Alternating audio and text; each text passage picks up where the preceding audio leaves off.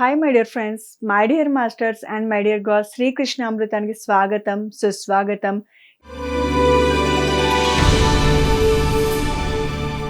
ఇప్పుడు మనము 101 ఎపిసోడ్కి అడుగు పెట్టబోతున్నాం.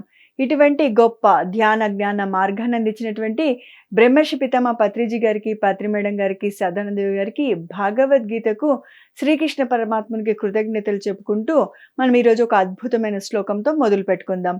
భగవద్గీత 15వ అధ్యాయము 10వ శ్లోకము.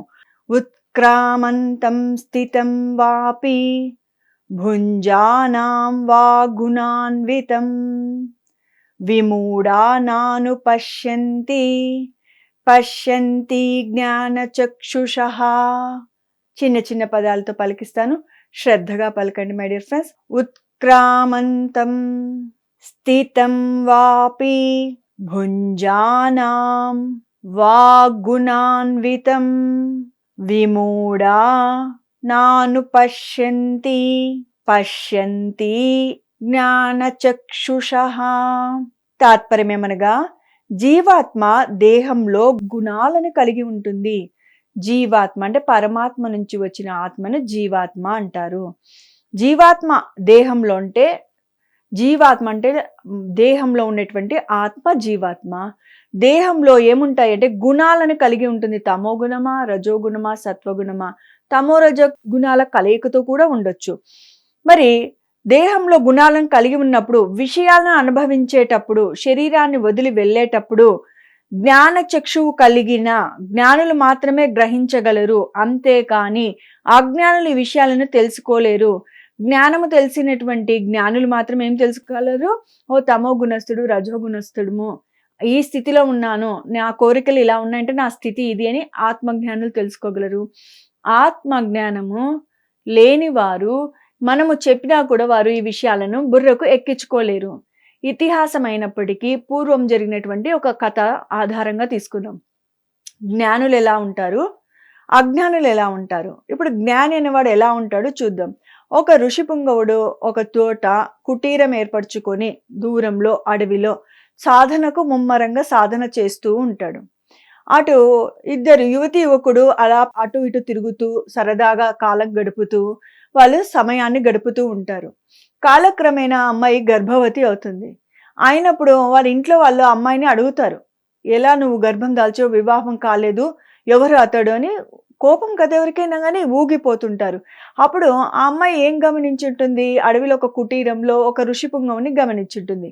ఈ అబ్బాయి పేరు చెప్తే అతను ఎక్కడ చంపేస్తారో అనేసి ఆ ముని పేరు చెప్తుంది.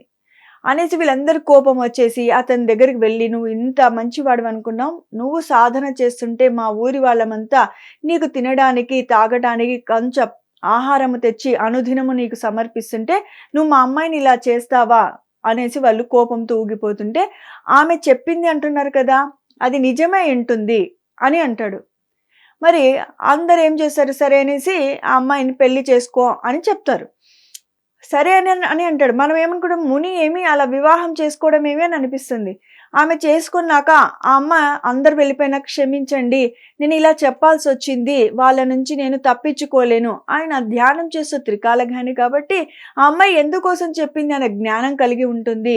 ఆమె యొక్క తమో గుణంతో రజోగుణంతో చెయ్యకూడని దుష్కర్మ చేసింది. రజోగుణం ఏమి, కోరిక కలిగింది. తన భర్త కాకపోయినా ఆమెతో రమించింది. రమించి ఏం చేసింది, తనకు చెయ్యకూడని ఇబ్బందిని, బాధను తెచ్చిపెట్టుకుంది, అవమానాన్ని తెచ్చిపెట్టుకుంది. ఆయన త్రికాల జ్ఞాని కాబట్టి తెలుసుకొని, సరే ఈ అమ్మాయిని రక్షించాల్సిందే అన్నట్టుగా ఆ జ్ఞానంతో ఊరుకుండిపోతాడు. ఆ తర్వాత కొన్ని రోజులకు కాలం గడుస్తున్నప్పుడు చక్కగా ఈ అమ్మాయి ఆ బిడ్డని కంటుంది. ఆ యొక్క సాధువు యొక్క సంరక్షణతోనే భర్త కానప్పటికీ, నలుగురికి భర్తగా ఉన్నప్పటికీ వారి మధ్య అటువంటి భార్యాభర్తల సంబంధం ఏమి లేకుండా గడుపుతూ ఉంటారు. ఈయన సాధనలో నిమగ్నం అవుతూ ఉంటాడు. ఆ అమ్మాయి యొక్క కార్యక్రమాలు ఆమె చేసుకుంటూ ఉంటుంది, ఆ బిడ్డను ఆలనా పాలన. అందులోపల ఈ ప్రియుడు ఎవరైతే ఉన్నారో వాళ్ళకి వచ్చి క్షమాపణలు చెప్పి, అతనికి క్షమాపణలు చెప్తారు, అమ్మునికి క్షమాపణలు చెప్తే మరి అతను ఈమెనిచ్చి పంపిస్తాడు. కానీ నా భార్యవు, నువ్వు ఎట్లా వెళ్ళిపోతావు అని అనలేదు. జ్ఞానం పొందినవాడు వేటిని స్వీకరించడు, వేటికి తాదాత్యం చెందడు. అదే జ్ఞానం లేనివాడు ఏమవుతాడు, నా భార్య ఆమెను ఎలా పంపించేది అని అంటాడు. ఈ విధంగా ఇక్కడ ఆ విధంగానే చెప్తున్నారు. ఏం చెప్తున్నారు? జీవాత్మ దేహంలో గుణాలు కలిగి ఉన్నప్పుడు, తమో రజో గుణాలు కలిగినప్పుడు విషయాలను అనుభవించేటప్పుడు ఆ రజో గుణానికి అనుగుణంగా కోరికలు పుట్టడం, వాటిని అనుభవించాలనుకోవడం, వాటిని పొందాలనుకోవడం, వాటిని సంపాదించుకోవాలనుకోవడం, వాటిని అంతా చేస్తూ విషయాలను అనుభవిస్తూ ఉంటుంది. శరీరాన్ని వదిలి వెళ్ళేటప్పుడు జ్ఞాన చక్షువు కలిగిన జ్ఞానులు, అంటే మూడో కన్ను తెలిసిన జ్ఞానులు మాత్రమే గ్రహించగలుగుతారు. నా జీవితంలో ఇవి జరగడానికి గల కారణమేమి? మరి ఎవరు తెలుసుకోలేరు? అజ్ఞానులు ఈ విషయాలను తెలుసుకోలేరు. ఈ విషయానికి కిందనే ఇంకొక చిన్న కథ, అలా తెలుసుకొని అజ్ఞాని కథ. ఒక అదే విధంగానే ధ్యానం చేస్తూ జ్ఞానాన్ని పొందుతూ ఒక అడవిలో సంచారకుడు ఉంటాడు, ఏదో చిన్న కుటీరం వేసుకొని. అక్కడికి ఒక చిన్న జింక పిల్ల ఆడుతూ పాడుతూ తిరుగుతూ ఉంటుంది. తన సరదాగా చూస్తూ ఉంటాడు, ధ్యానం చేస్తూ ఉంటాడు. అది గర్భం దాల్చింటది జింక. అలా తిరుగుతూ ఒకానొక రోజు చిన్న జింక పిల్లని కనింటుంది. ఆ తల్లి కాలం చేసింటుంది. ఆ తల్లి కాలం చేసినప్పుడు అతని పాపం అనిపించి ఆ చిన్న జింక పిల్లని తెచ్చి ఆ కుటీరంలో పెట్టుకుంటాడు. అలా ఏం చేస్తుంటాడు, అయ్యో అది పాలు తాగిందో లేదో, లేసిందో లేదో, అది ఎక్కడికైనా తప్పిపోయిందేమో మరి చూడడము, మరి వచ్చి ధ్యానం కూర్చోవడం. ధ్యానంలో కూర్చున్న చిన్ని జింక పిల్లనే కనిపిస్తూ ఉంటుంది. ఇంకా దానితో ఆడడం, పాడడం, దాన్ని షికార్లు తిప్పడం చేస్తుంటారు. ఒకానొక సమయంలో అది ఏం చేస్తుంది, జింక పిల్ల అడవిలో తప్పిపోతుంది. ఇతనికి చింతేసి అంతా వెతుకుతాడు, దొరకలేదు. ఏమైపోతుంది, అనారోగ్య పాలైపోతాడు. అరే నా చిన్న జింక పిల్ల ఎక్కడ పోయిందో అనేసి. ఏమైపోయింది, జ్ఞానం లేదు, అజ్ఞానం ఉంది. అరే ఇవన్నీ అశాశ్వతాలు, ఎక్కడనో చోట అది సురక్షితంగా ఉంటుందిలే. తన యొక్క లక్ష్యం ఏ విధంగా, ఏ రోజు ఏ నిమిషం ఎక్కడ ఉండాలనో అక్కడ జీవించింది, మరి ఏ నిమిషం ఎక్కడ జీవించాలో, ఎక్కడ వెళ్ళిపోవాలో అక్కడ వెళ్ళిపోయింది అని జ్ఞానం ఉంటే తాదాత్మ్యం చెందేవాడు కాదు.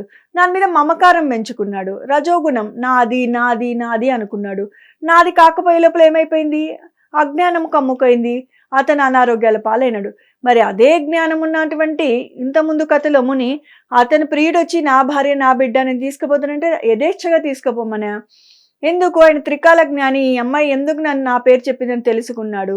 మరి ఇదే జ్ఞానం ఉన్నటువంటి సాధన చేస్తున్నప్పటికీ ఏ మాయలో పడిపోయాడు, చిన్న జింక పిల్ల మాయలో పడిపోయాడు.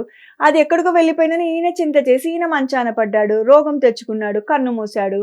ఈ విధంగా మనము ఇతిహాసాలు అయినప్పటికీ మనము ఎక్కడ ఎలా జీవిస్తున్నామో, జ్ఞానం ఉన్నవాడు ఎలా జీవిస్తాడు, అజ్ఞాని ఎలా జీవిస్తాడు అని తెలుసుకున్నాం. మరి ధ్యాన వివరణ రూపంలో పత్రి గారు మనకి ఇంకా ఎంత లోతైన జ్ఞానం ఇచ్చాడో చూద్దామా? భౌతిక శరీరంలో నివసిస్తున్న జీవాత్మ ఈ శరీరంలో ఒకడు జీవిస్తున్నాడు. వాడి పేరేం పేరు? జీవాత్మ. అందరిలోనూ ఉంటాడు, అన్ని శరీరాలలోనూ ఉంటాడు. మరి తన పూర్వ జన్మ సంస్కారాలను, అంటే అలవాట్లను అనుగుణంగా గుణాలు కలిగి ఉంటాయి.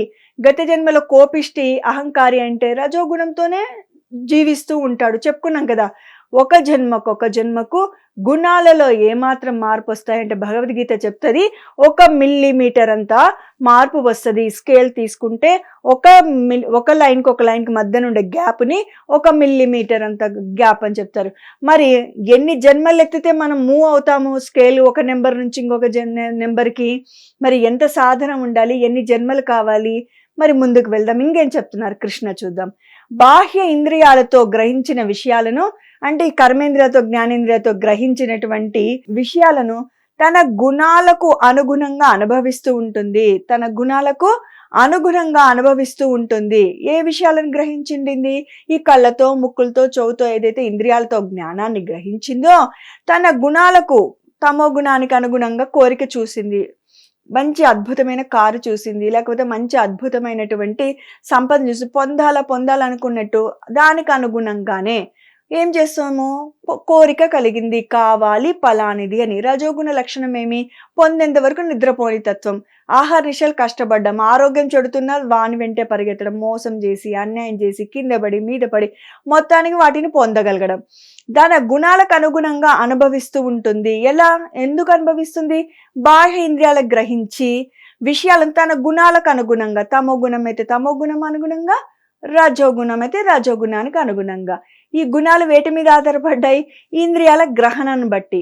ఇంద్రియ గ్రహణం బట్టి గత జన్మ వాసనలు ఉంటాయి కదా, ఆ అలవాట్లు ఉంటాయి కదా, అవి గ్రహణం పడుతూ ఉంటది, గ్రాహ్యం పడుతూ ఉంటది, అనుగుణంగా అనుభవిస్తూ ఉంటుంది. మరణం ఆసనమైనప్పుడు తనలోనే సంస్కారాలు, వాసనలు తీసుకొని స్థూల శరీరాన్ని విడిచి, అంటే కంటికి కనిపించే శరీరము స్థూల శరీరము విడిచి సూక్ష్మ శరీరంగా వెళ్ళిపోతుంది, నిష్క్రమిస్తుంది. సూక్ష్మ శరీరం అంటే కంటికి కనిపించనిది, స్థూల శరీరం అంటే మన కంటికి కనిపించే ఈ శరీరము. మరణం ఆసన్నమైనప్పుడు తనలోని సంస్కారాలను, వాసన అంటే కోరికలను, అలవాట్లను తీసుకొని స్థూల శరీరాన్ని ఇక్కడనే వదిలేసి సూక్ష్మ శరీరం వెళ్ళిపోతుంది కదా, నిష్క్రమిస్తుంది. అప్పుడు ఇవి కూడా, ఈ వాసనల సంస్కారాలు వీటితో పాటు వెళ్ళిపోతాయి.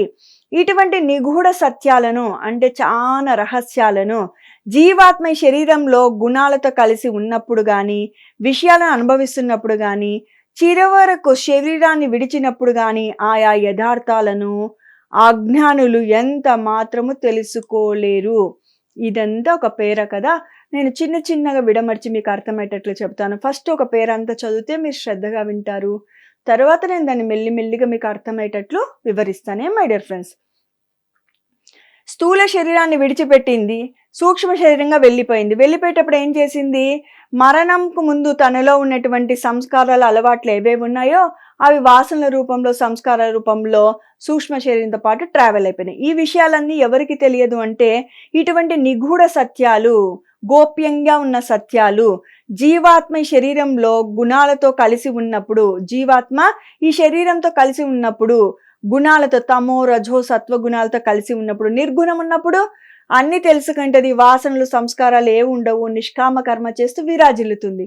ఎవరు వీటిని అర్థం చేసుకోలేరు? అజ్ఞాని. అజ్ఞాని లక్షణం ఎలా ఉంటుంది? జీవాత్మగా ఉంటాడు, శరీరంలో ఆత్మ విరాజిల్లుతూ ఉంటుంది, గుణాలతో కలిసి ఉంటాడు, తమోనో రజో గుణాలతో కలిసి ఉంటాడు, విషయాలను అనుభవిస్తుంటాడు. కానీ చివరికి శరీరాన్ని విడిచిపెట్టేటప్పుడు కానీ ఆయా యథార్థాలు అజ్ఞానులు ఎంత మాత్రం తెలుసుకోలేరు. ఎలా ఉండాలి, ఎలా ఉండకూడదు, ఇలా ఉండడం వల్ల నాకు వచ్చే యొక్క నష్టమేమి, ఏమి జరగబోతుంది భవిష్యత్తులో, మరి జన్మ ఎందుకు తీసుకోవాల్సి వస్తుంది, నేను ఎందుకు పుడుతున్నాను, ఎందుకు చేస్తున్నాను, ఒక్కొక్కసారి జీవితం బాగుంటుంది, ఒకసారి ఎందుకు బాగా ఉండకుండా ఉంది, ఎందుకు ఈ అప్ అండ్ డౌన్స్ ఉంటున్నాయి, ఎందుకు ఒకసారి దుఃఖం ఉంటుంది, ఎందుకు ఒకసారి ఆనందంగా ఉంటుంది, దుఃఖమే ఎందుకు కంటిన్యూగా ఉండదు, ఎందుకు ఆనందమే ఎప్పుడు ఇలానే ఉండిపోదు. ఇలాంటి జ్ఞానం ఉండదు. ఎవరికి? అజ్ఞానులకు ఉండదు. జ్ఞానికి ఉంటుంది. ఓహో, నా జీవితంలో దుఃఖానికి కారణం గత జన్మ కర్మ ఫలము, సుఖానికి కారణం గత జన్మ పుణ్య ఫలము. మరి ఇప్పుడు అయినా కష్టాలు అనుభవిస్తున్నావు కదా అంటే, గత జన్మ కర్మ వర్తమానంలో అనుభవిస్తున్నాను, వర్తమానంలో చేసేది భవిష్యత్తులో అనుభవించబోతున్నాను అని ఎవరికి తెలుస్తుంది? జ్ఞానికి తెలుస్తుంది. మరి నా భవిష్యత్తు బాగుండాలంటే నేనేం చేయాలి? వర్తమానం సరిగ్గా జీవించాలి. పత్రిసార్ అనేవాడు ఎందుకు అనేవాడు? వర్తమానంలో జీవించయ్యా, వర్తమానంలో జీవించుని. గతం గతః, గతాన్ని ఎవ్వరూ మార్చలేము. అయ్యో, అప్పుడు నేను అలా చేసిండకు ఉండాల్సింది, నేను అప్పుడు అతను అలా అనకుండా ఉండాల్సింది, ఆమెను నేను అనవసరంగా అందరి ముందు అవమానం చేశాను, అయ్యో వారికి ఆస్తిని ఇవ్వకుండా మోసం చేశాను, వ్యాపారంలో నష్టపరిచాను, అలా చెయ్యకుండా ఉండాల్సింది అనుకుంటే అయిపోయిన దాన్ని ఏమి నువ్వు మార్చలేవు. వారికి ఆయన గాయం అయి ఉంటుంది, నువ్వు పోయి సంపద ఇవ్వచ్చు వాళ్ళ ఆస్తి వాళ్ళకు, కానీ నువ్వు చేసిన గాయానికి వాళ్ళకి పెయిన్ ఆ రోజు ఆ నిమిషం అనుభవించేసింటారు. కర్మఫలం నీ అకౌంట్లోంచి పడిపోయి ఉంటుంది. అందుకోసం చెప్తున్నారు. చాలా మంది అంటారు, సరే మోసం చేసినాము, పోయి ఇచ్చేసినాం కదా, డబల్ ఇచ్చినాము అనేటోళ్ళు కూడా ఉన్నారు. కానీ ఆ రోజు, ఆ నిమిషము, ఆ సెకండు ఆ ఆత్మ ఏదైతే బాధపడి ఉంటుందో ఆ బాధ అంతా నీ పాపం అకౌంట్లో పోయి నువ్వు చేసిన పాపం కింద జమ చేయబడుతుంది. అందుకనే చెప్తారు పత్రిసారు, ప్రతి నిమిషము ఎరుకతో జీవించాలి, ఎరుకతో మాట్లాడాలి, ఎరుకతో వ్యవహరించాలి అని. ఎవరైనా తప్పుగా మాట్లాడితే సారు గుద్దేవారు అని చెప్తారు. ఒక్క నెగిటివ్గా మాట్లాడితే చాలా కోపం, నువ్వు మాట్లాడుకుని నోరు మూసుకొని ఉండాలి, కానీ అనవసరమైన మాటలు మాట్లాడరాదు అని చాలా స్ట్రిక్ట్గా ఉండేవారని సీనియర్ మాస్టర్స్ చెప్తూ ఉంటారు. సార్ నోట్లో కూడా ఎప్పుడూ అమంగళమైనటివి కాదు, చెయ్యను, నా వల్ల కాదు అనేది ఉండరాదు అనేవారు. అంత స్ట్రిక్ట్గా. అంటే జ్ఞాని, ఆత్మజ్ఞాని, తనకు తెలుసు దీని యొక్క పర్యావసనాలు ఏ విధంగా ఉంటాయి అని. జ్ఞాని కాబట్టి ఇలా జీవిస్తాడు, అజ్ఞాని ఎలా జీవిస్తాడు? వాడికి ఏమీ అర్థం కావు, ఎందుకు ఇలా ఉండాలి, ఎందుకు ఇలా ఉండకూడదని తెలియదు. అందుకని ఇక్కడ అంత చక్కగా చెప్పారు. ఈ విషయాలన్నిటికీ మనకి మృత్యు ఆసన్నమవుతున్నప్పుడు కూడా అజ్ఞానికి తెలియదు అని అనేసి. మరి చూడండి, ఈ విధంగానే మనం ఇతిహాసాలు తీసుకుంటే రాముడికి సత్యం తెలుసు, ధర్మం తెలుసు. తండ్రి అడవులకు వెళ్ళమంటే తండ్రి ఆజ్ఞను శిరసావించాడు. కైకేయమ్మ మీద కోపం పెట్టుకోలేదు, ద్వేషం పెట్టుకోలేదు. మరి రావణాసుడు తపస్సు చేశాడు, భగవంతుణ్ణి పొందాడు, కోరికలను పొందాడు, కానీ జ్ఞానం లేనందువల్ల అహంకారంగా విరాజిల్లినాడు. సర్వనాశనం అయినాడా లేదా? అలానే హిరణ్యకశిపుడు, ప్రహ్లాదుడు చాలా చిన్న బిడ్డ.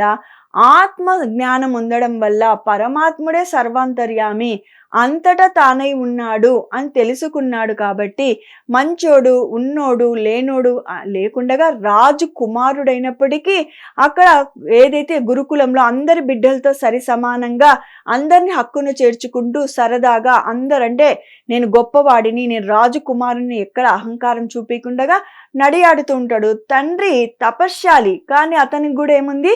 జ్ఞానము లేక నేను రారాజును అని అన్ని అంటే దేవతల లోకాలన్నిటినీ ఆక్రమిస్తూ వాళ్ళని బాధ పెడుతూ మునులు, ఋషులు, యోగులు చేసే యాగాలను కూడా అతను యమభటులను పంపించి వారిని బంధింపచేసి వారు నమో నారాయణ అనకుండా చెయ్యాలి, నన్నే నమో హిరణ్యకశిప, నమో హిరణ్యకశిప అనే పఠించాలి అని వాళ్ళని హింసిస్తుంటాడు. కొంతమంది ఎందుకు వచ్చిన బాధరాన్ని మారినోళ్ళు ఉంటారు. ఆ మునులు, ఋషులు, యోగుల భార్యలు అన్నము అంటే వాళ్ళని సినిమాల్లో అయినప్పటికీ చూపించినప్పుడు వాళ్ళని చెరసాల్లో వేసి వాళ్ళకి రక్తం కారేటట్టు కొడుతూ వారికి ఆహారం పెట్టకుండా హింసిస్తున్న వాళ్ళు మాత్రము నారాయణ మంత్రం వదలకుండా ఉంటారు. అలాంటి వాడే చిన్న కుమారుడైన, తన కడుపులో పుట్టిన కుమారుడైన మరి ప్రహ్లాదుడు, అతనును హింసిస్తాడు. మరి జ్ఞానం లేక అలా, అరే ఎందుకు నా కడుపున పుట్టిన పిల్లవాడు అంటున్నాడు, ఎంతవరకు ఈ సత్యాలు అని గురు సాంగత్యం పొందింటే, ఓహో నాలో కూడా హిరణ్యకశిపునైన గొప్పవాడిని అనుకుంటున్నా, తపశ్శాలిని అనుకుంటున్నా, అందరిని జయించే శక్తి నాలో ఉంది అనుకుంటున్న నాలో కూడా ఎవరున్నాడు అని తెలుసుకోలేకపోయినాడు, భగవంతుడు ఉన్నాడు అని తెలుసుకోలేకపోయాడు. రావణాసుడైనా, హిరణ్యకశిపుడైనా, శిశుపాలుడైనా వారు కోరుకొని వచ్చారు ఈ జన్మకు. ఏ జన్మకు? భగవంతుని చేత మృత్యువు పొందాలి అంటే వాళ్ళకి శాపం ఉంటుంది. ఎవరు? నారాయణ దగ్గర కాపలాగా ఉన్నటువంటి ఈ జయ విజయులకు శాపం వల్ల వాళ్ళు 3 జన్మల్లోనే కడతేరి మరి విష్ణు సేవకు రావచ్చు అని వాళ్ళు ఈ జన్మ ఎత్తారు, కానీ మూర్ఖంగానే వెళ్ళిపోతుంటారు. వాళ్ళు అలా ఉన్నారు, మనం ఎందుకు ఇలా ఉండకూడదు? అలా ఎందుకు ఉండకూడదు అంటే మనకి జన్మలు తప్పవు, వాళ్ళకు 3 జన్మలే చాలు, మనకు 30,000 జన్మలు అవసరం పడతాయి. అది కూడా గుర్తుపెట్టుకోవాలి మనం. అలానే ఇతిహాసంలో భాగమైనప్పటికీ రావణాసుడు ఎలా ఉన్నాడు, విభీషణుడు ఎలా ఉన్నాడు? జ్ఞానవంతుడైన విభీషణుడు రావణాసుడికి వెళ్ళి చెబుతాడు, శక్తివంతుడే రావణాసుడు కాదని లేదు. విభీషణుడు అన్న తప్పు చేసినావు వేడుకుంటాడు, అభ్యర్థిస్తాడు. నువ్వు కానీ వినకపోతే నేను వెళ్ళిపోతానని కూడా బెదిరిస్తాడు. వెళ్ళిపో, నీ చావు నువ్వు చావు అంటాడు. ఏం చేశాడు విభీషణుడు?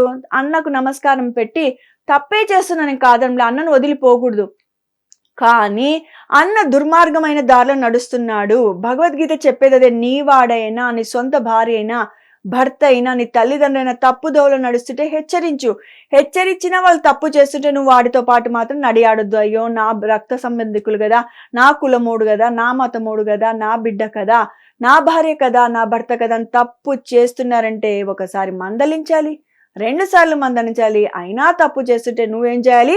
వైదొలగాలని విభీషణ్ దగ్గర నుంచి తెలుసుకున్నందుకని విభీషణుడు ఈ రోజుటికి చిరంజీవిగా వర్ధిల్లుతున్నాడు. చాలా మంది హిమాలయ రహస్యాలు స్వామి రామ పుస్తకం చదివితే విభీషణుడు చాలా మందికి కనిపించారు అనేసి, మరి పైలట్ బాబా పుస్తకం చదివితే ఒకసారి పైలట్ బాబాకు కూడా విభీషణుడు దర్శనం ఇవ్వడం జరుగుతుంది అని మనం ఆ పుస్తకాల్లో చదువుతాం. మరి ఇదంతా దీని ప్రకారం హిమాలయాల వాళ్ళు చిరంజీవులుగా మనకు కనిపించరు. ఎవరికి? సామాన్యమైన మానవులకు, సాధన చేసి త్రికరణ శుద్ధి ఉన్న వారికి, విన్న జ్ఞానాన్ని ఆచరిస్తున్న వాళ్ళకు వీళ్ళు దర్శనం ఇస్తారు, వీళ్ళు కనిపిస్తారు, వీళ్ళు మాట్లాడేది వినిపిస్తుంది. ఇంత శక్తి దాగి ఉందో అణువణువున. సాధన లేక ఈ మాంసపిండంగానే ఉండడం వల్ల మన చుట్టూ ఎంత శక్తి ఉన్నా మనం ఎలా ఉన్నాము అంటే ఎక్కడ వేసిన గొంగలి అక్కడనే ఉన్నాము. మరి శ్రీకృష్ణ ఇంకేం చెప్తున్నాడో చూద్దాం. కేవలం జ్ఞానం అనే నేత్రం కలిగిన జ్ఞానులు మాత్రమే. ఏ జ్ఞానము? చూడండి, కేవలం జ్ఞానం అనే నేత్రం అంటే దివ్య నేత్రము, తాడై అంటారు కదా, జ్ఞాన నేత్రము, ఆత్మ జ్ఞానం కలిగిన జ్ఞానులు మాత్రమే జీవాత్మ స్థితులను యథార్థంగా ఉన్నది ఉన్నట్లుగా గ్రహించగలరు. జీవాత్మ స్థితులను ఉన్నది ఉన్నట్లుగా గ్రహించగలరు. నేను ఏ స్థితిలో ఉన్నాను, మన చుట్టుపక్కల ఉన్న వాళ్ళ యొక్క స్థితిగతులేమి, వాళ్ళు ఎవరిని పేర్లు పెట్టరు, ఎవరిని దూషించరు, ద్వేషించరు. వారు వచ్చి అడుగుతే వీరు నివృత్తి చేస్తారు, కానీ వారి యొక్క ప్రవర్తనని బట్టి, వారి వాక్కుని బట్టి వాళ్ళు తెలుసుకోగలరు. పత్రిజీ సార్ చెప్పేవారు, ఎవరికైనా నేను జాతకం చెప్పడానికి రెడీగున్నాను. అయితే నువ్వు ఒక 5 నిమిషాలు నాతో మాట్లాడి నాతో సమయం గడపాలి అని. ఎందుకంటే వాడి వాక్కును, చేష్టను బట్టి గత జన్మ చెప్తాడు. వర్తమానం వాడు ప్రవర్తించే ప్రవర్తన బట్టి భవిష్యత్తు చెప్తాడు. దానికి అర్థమేమి? మన వాక్కు, చేష్ట మన గుణాలని బట్టి మన వాక్కు, చేష్ట ఉంటది. ఆ చేష్టని బట్టి, గుణాన్ని బట్టి మన ఆత్మ జ్ఞానం ఉన్నటువంటి మహానుభావులు మన యొక్క స్థితిగతులు చెబుతారు అని చెప్తారు. మరి ఇక్కడ ఏం తెలుసుకుందాం చూద్దాం. ఈ జీవాత్మ స్థితులను యథార్థంగా ఉన్నది ఉన్నట్లుగా గ్రహించగలుగుతారు ఎవరు? జ్ఞాన నేత్రం ఉన్నవారు. ఈ జ్ఞాన నేత్రం దివ్య చక్షువు అన్నది కేవలం ధ్యాన యోగ సాధన ద్వారానే సిద్ధిస్తుంది. ఎక్కడ దొరుకుతుంది? ఎవరిస్తారు?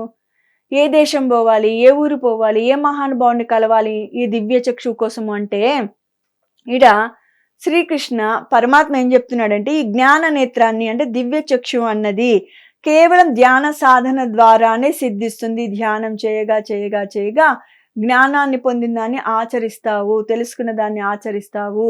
అప్పుడు నీకు దివ్య నేత్రం వస్తుంది. ధ్యానం తప్ప నీకు మరో దారి లేదు.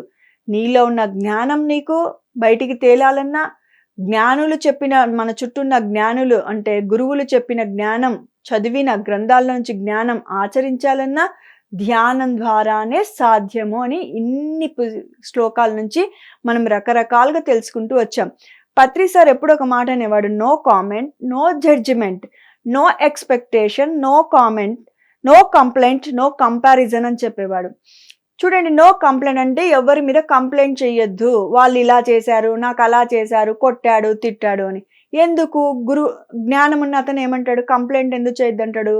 గత జన్మలు నువ్వు చేసావు, ఇప్పుడు వాడు నీకు చేస్తున్నాడు, అందుకని కంప్లైంట్ చెయ్యొద్దు అని చెప్పేవారు పత్రి సార్. ఓకే, క్షుణ్ణంగా మాట్లాడడానికి సమయం లేదు కాబట్టి లైట్గా చెప్పేస్తూ వెళ్ళిపోతానే. My dear friends, no judgement. ఒకరిని చూసి నువ్వు జడ్జిమెంట్ చేసేటాడు వాడు తాగుబోతు అనో, తిరుగుబోతనో, పిసినారనో, వాడి యొక్క గుణాలకు అనుగుణంగా వాడు జీవిస్తూ ఉంటాడు. అందుకని నో జడ్జిమెంట్ అన్నారు Patri sir. No comment. Okay, comment చెయ్యొద్దు. కంప్లైంట్ అయిపోయింది, జడ్జిమెంట్ అయిపోయింది, కామెంట్ చెయ్యొద్దు. ప్రతిదానికి కామెంట్ చేస్తుంటావు. నా లైఫ్ ఎందుకు ఇలా ఉంది, నేను ఎందుకు ఇక్కడ పుట్టినాను, నేను ఎందుకు అక్కడ పుట్టినలేదు, నాకెందుకు ఇలా జరుగుతుంది అనేది కామెంట్ చేస్తుంటావు. నీ యొక్క కర్మానుసారము నీ జీవితం సాగుతూ ఉంటుంది, అందుకని ఎవరిని కామెంట్ చేయొద్దు అని చెబుతూ ఉంటాడు. No comparison. నా లైఫ్ ఎందుకు ఇలా ఉంది, నేను ఇంత చదివి నాకు ఎందుకు అనుకున్నది సాధించలేకపోయాను, వాళ్ళది ఏం చేయకపోయినా వాళ్ళు బాగున్నారే అని కంపారిజన్ చేసుకుంటుంటారు.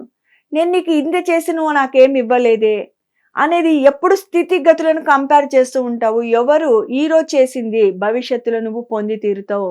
గతంలో చేసేది ఇప్పుడు పొందుతున్నావు, అది నీకు తెలియదు, నువ్వు కంపేర్ చేస్తున్నావు. నీ పక్కనోడు తప్పు చేసినా బాగున్నాడు అంటే అర్థమేమి? గతంలో మంచి చేశాడు, ఇప్పుడు వాడు బాగున్నాడు. జ్ఞానికి ఇవన్నీ అవగతమైతాయి, అందుకని కంపేర్ చేసుకోడు. అజ్ఞాని ప్రతిదానికి కంపేర్ చేసుకుంటాడు. మరి నో ఎక్స్పెక్టేషన్. మనం ప్రతిదానికి ఏమి చేసినా, స్నేహితులది కావచ్చు, అమ్మ నాన్న కావచ్చు, ఫ్రెండ్స్ కావచ్చు, ఏది చేసినా ఎక్స్పెక్ట్ చేస్తాం తిరిగి నాకేం చేస్తాడు, నాకేమి ఇస్తాడు.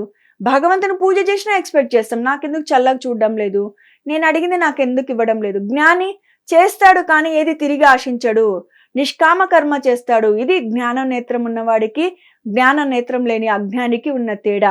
ఈ శ్లోకం యొక్క మొత్తం మూలార్థం బాగా గుర్తుపెట్టుకోండి మై డియర్ ఫ్రెండ్స్. అజ్ఞాని జ్ఞానిగా మారాలి, అప్పటి వరకు మన జీవితము అంధకారమయం అవుతుంది. మరి అజ్ఞాని జ్ఞానిగా కావాలంటే ధ్యానం చేయాలి, భగవద్గీత శ్లోకాలు పఠించాలి.